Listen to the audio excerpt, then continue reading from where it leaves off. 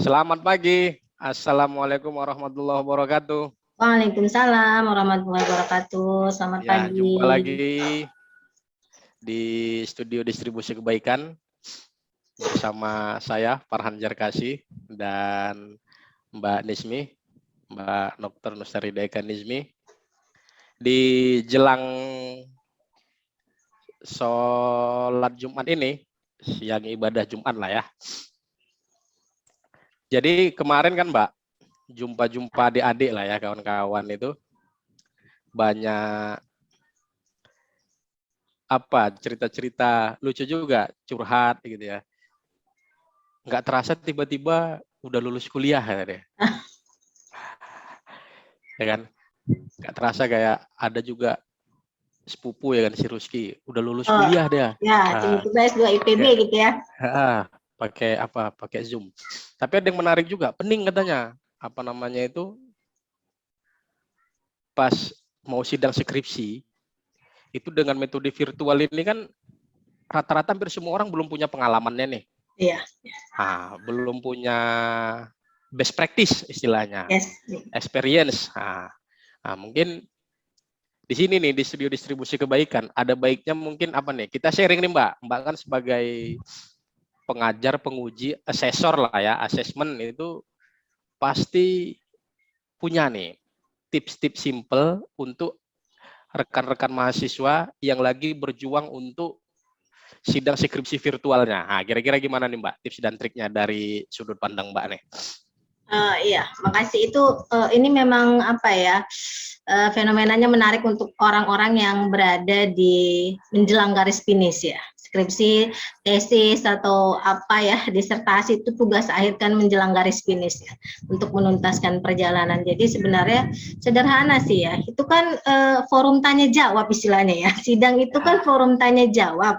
Kita yang sudah mengerjakan terus ditanya sama kebetulan ditugaskan untuk nanya kita gitu. Jadi kalau ditanya apa tips and triknya gitu ya, strateginya apa aja supaya bisa lulus sampai di garis finish dengan nilai yang maksimal gitu ya. Pertama tentu apa ya, menguasai materi. Kan udah dikerjakan berbulan-bulan, bahkan mungkin ada yang udah ngerjakan bertahun-tahun tuh ya, skripsi tadi ya, istilahnya udah sampai MA gitu, udah mau menjelang mahasiswa abadi gitu ya. Ya pertama menguasai materi, kan dia yang nulis, dia yang menggarap itu isu, itu kasus gitu ya, itu materi, jadi harus kuasai dulu gitu. Jadi dari A sampai Z betul-betul khatam, betul-betul menguasai, betul-betul paham dengan apa yang dia tulis, apa yang dia cerita. Itu yang pertama. Lalu yang kedua tentu dia harus paham dengan metodologi yang dia pakai, karena dalam penelitian itu kan ada 3 metodologi ya, ada kualitatif, ada kuantitatif, ada metode gabungan. Nah dia harus paham dulu, nanti kalau ditanya ini pakai metodologinya apa ya, nggak tahu, nggak bisa jawab. Kalau ditanya dijawabnya nanti mungkin pakai kualitatif, tapi kualitatif kenapa pakai kualitatif? Nggak bisa jawab juga, nggak tahu Bu, nggak tahu Pak, itu kan bikin yang nanya juga gregetan gitu ya. Yang ketiga adalah supaya pada saat tanya jawab nanti itu dia bisa menyenangkan dan memuaskan hati para pengujinya adalah selain menguasai materi, menguasai metodologi, dia bisa menyampaikan itu dengan baik. Ada orang dia menguasai materi, dia kuasai metodologinya, tapi ketika ditanya gitu, dia apa yang ditanya, apa yang dijawab, kurang bisa menyampaikan itu dengan baik, dengan terstruktur, dengan sistematis. Nah, itu memang perlu perlu latihan. Jadi mungkin kalau sebelum ditanya-tanya hari H, 2 hari atau seminggu sebelum hari H itu udah praktek dulu, simulasi istilahnya ya. Jadi teman-temannya itu suruh nanya dulu. Nah, dia praktekkan cara menjawabnya. Udah oke enggak gitu ya. Lalu yang keempat adalah pakai bahasa tubuh yang enak. Ada beberapa mahasiswa nih ya, kalau ditanya nih mungkin kasus yang di Mbak ya. Ada mahasiswa kalau ditanya gitu, ini berdasarkan pengalaman bertahun-tahun ya.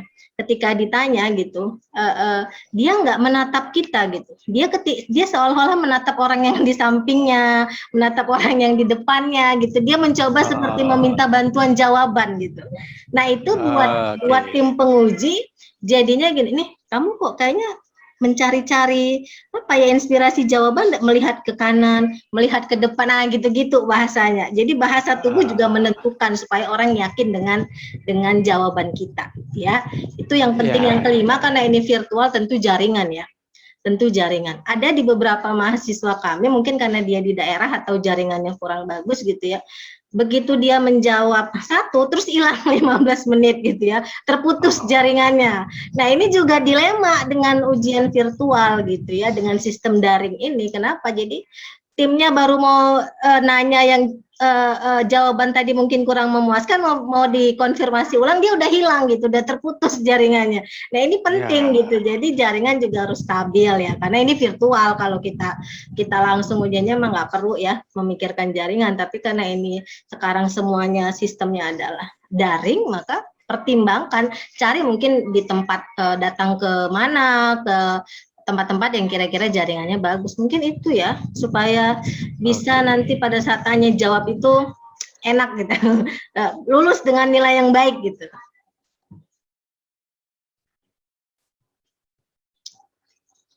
Oke, terima kasih Mbak Nismi, Bu Dokter. Jadi menarik sekali itu, sudah dikasih tipsnya ya Mbak ya. Iya. Nah, jadi memang kalau coba simpulkan itu ada apalah ya, sebenarnya ada internal itu 4 poin internal, dan 1 poin itu eksternal ya, jaringan ya. Jadi memang ulangi sedikit, yang pertama itu menguasai materi, ya, kuasai metodologi, habis itu menguasai gesturnya, mampu menjelaskan dengan baik, bahasa tubuh, tatapan mata, sama jaringan internet, ya kan? Penting itu. Jadi teringat apa nih? Teringat ada temen lah, inisialnya GSE nih. Jadi waktu mau sidang skripsi itu, kan zaman itu belum virtual memang. Itu malah apa dia? Malah nyari orang pintar, minta air putih dia. Supaya? Jadi kalau mau sidang, setengah diminum, setengah dicuci mukanya pakai air itu katanya. Ya lulus juga memang, nggak tahu juga apa hal itu masih berlaku di sidang skripsi virtual. Nah, itu dia pertanyaannya. Itu udah apa ya istilahnya, apa sih itu ya, pakai alam gaib ya, pakai bantuan alam gaib ya, pakai bantuan alam gaib. Nah kalau ini mah nggak pakai bantuan alam gaib ya, yang bisa kita kerjakan aja. Ya, berarti ini teori nyata yang apalah ya, yang bisa diterapkan di zaman virtual. Karena kita pun nggak berada di zaman itu waktu itu kan. Iya. Mantap Mbak Nismi, kita jumpa lagi dalam sesi-sesi yang distribusi kebaikannya. Sekali lagi, di studio distribusi kebaikan, kita menebarkan yang bermanfaat buat rekan-rekan mahasiswa. Bisa didengar-dengar videonya, tips dan trik dari Bu Dokter, dosen pengasuh, pembimbing, penguji. Jadi nggak diragukan lagi nih tips dan triknya, silahkan dicoba. Jika bermanfaat, dikasih. Mudah-mudahan bermanfaat ya. Ya, nanti kita cerita lagi ya Mbak ya, tentang yang apa kayak misalnya cara memulai paragraf pertama ya kan. Oh iya, itu juga banyak kesulitan itu. Kadang-kadang memulai paragraf pertama itu butuh berhari-hari bahkan berminggu. Nanti kita coba. Kalau dulu skripsinya udah siap sebulan Mbak, cuman yang nggak siap-siap itu ucapan terima kasihnya banyak kali karena yang mau diucapin. Itu yang lama. Kalau skripsinya udah siap duluan, sebulan udah siap. Ucapan terima kasihnya yang hampir setahun ngerjainnya karena banyak kali yang mau diterima kasihin. Iya. Oke Mbak ya. Oke, sami-sami. Di lain waktu. Assalamualaikum. Waalaikumsalam. Bentar ya.